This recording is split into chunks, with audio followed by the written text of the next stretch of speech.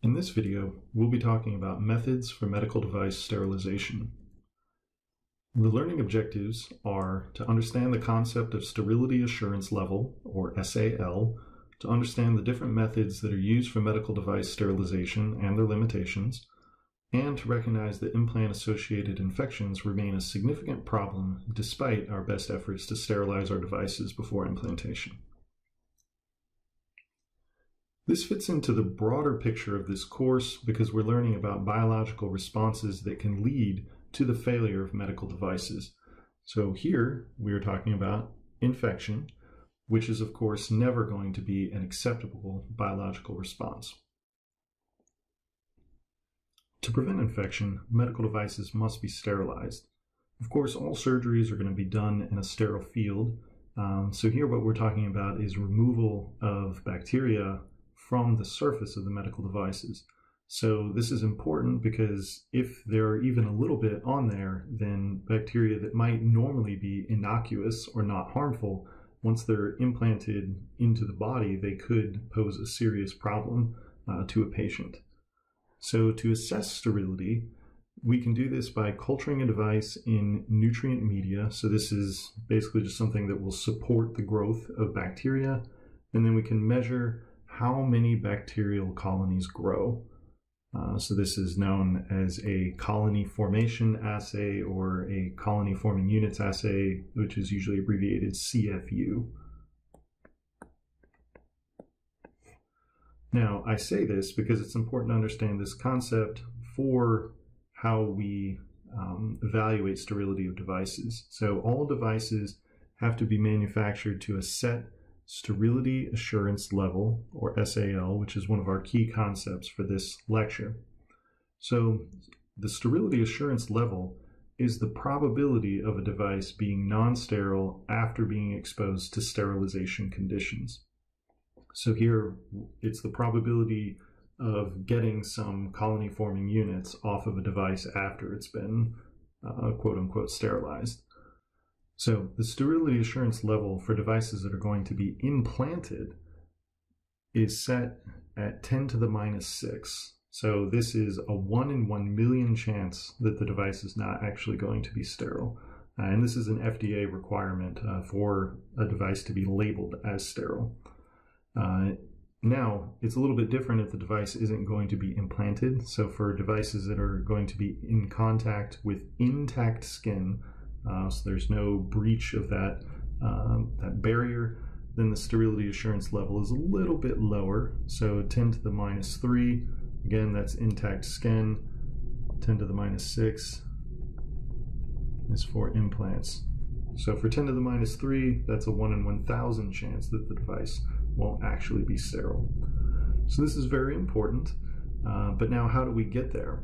So we have to have a sterilization method that's going to be appropriate for our device based on its composition. The three sterilization methods that we're going to talk about, which are the most common, are steam sterilization, ethylene oxide sterilization, and radiation sterilization.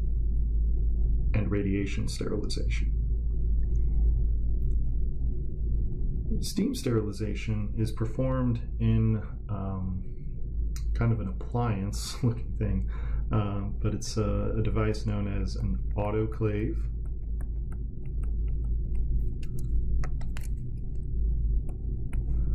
So this steam sterilization process involves exposure to high pressure at a temperature of at least 121 degrees Celsius.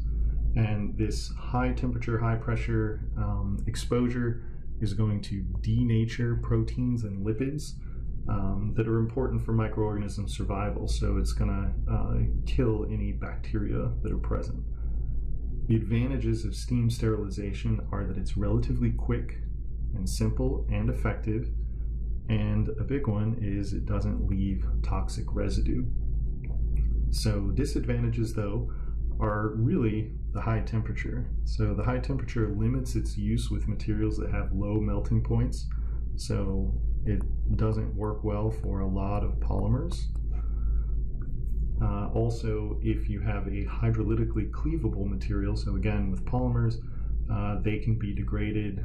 There can also be some problems with calcium phosphates. You can get phase transitions in the cements, for example.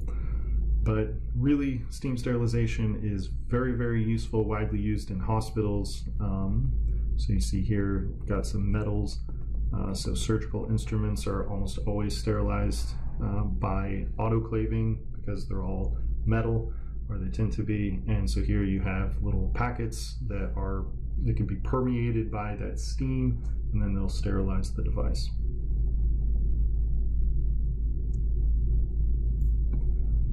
The next sterilization method is ethylene oxide. So this involves exposure to ethylene oxide gas at a much lower temperature, so 30 to 50 degrees Celsius. So the structure of ethylene oxide, it is a three-membered ring, so with an ether there. So this molecule, it's a gas at these temperatures, and it's highly reactive. So it is going to cause pathogen death via permanent chemical alterations of nucleic acids. So it's reacting with them and changing them. And this is really, it's related to that molecule structure and its reactivity.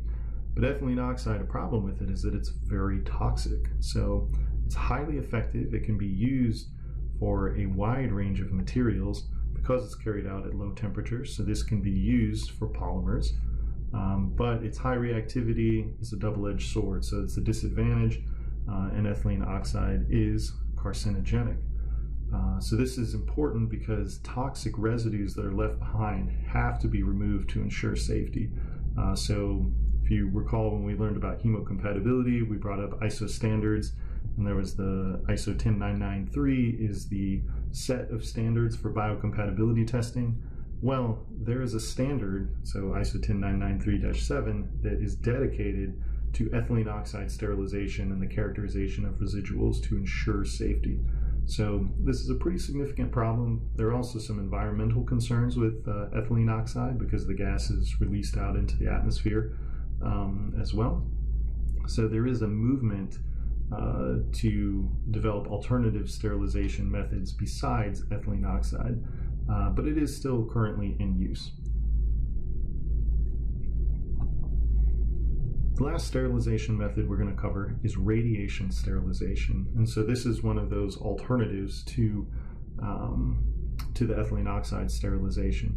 And it's really, radiation sterilization is a subset of sterilization methods because there are many types of radiation. Most commonly, it's in the form of gamma rays from cobalt-60 or an electron beam. So these are two different methods of radiation sterilization. So you expose your device to the gamma rays, you expose to an electron beam. So this radiation is ionizing, so that's important. So it ionizes components of the cells, including the nucleic acids. So that's how it's going to have a killing effect on any microorganisms. But of course, the dosage here is going to be critical to efficacy. So that's going to be how many gamma rays or electrons you're hitting the implant with, and then for how long. So kind of intensity and time together. So radiation sterilization is rapid and effective, and it's also compatible with a wide range of materials.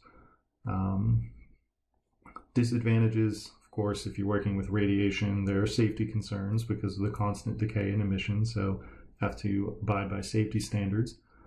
There's also the possibility for changes to your polymer. So certain polymers, and we gave polytetrafluoroethylene or Teflon as an example, but also hydrolytically degradable polymers, they can be damaged by the radiation. So you can get scission of the polymer chains, which would result in a reduction of molecular weight.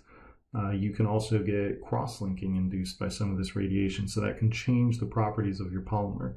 So those are things that you have to test for. Also, for the electron beam method, the depth of penetration is somewhat of a disadvantage that you have to consider.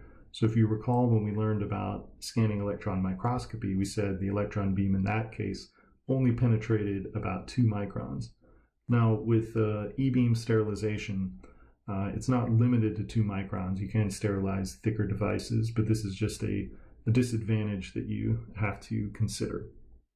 So you really, after doing the sterilization procedure, again, we have to go back and measure that or make sure we're reaching that sterility assurance level. So those are our methods of sterilization, but despite our best efforts in using these methods, 1 to 6% of implanted medical devices become infected, and this is estimated to cost about $3 billion per year.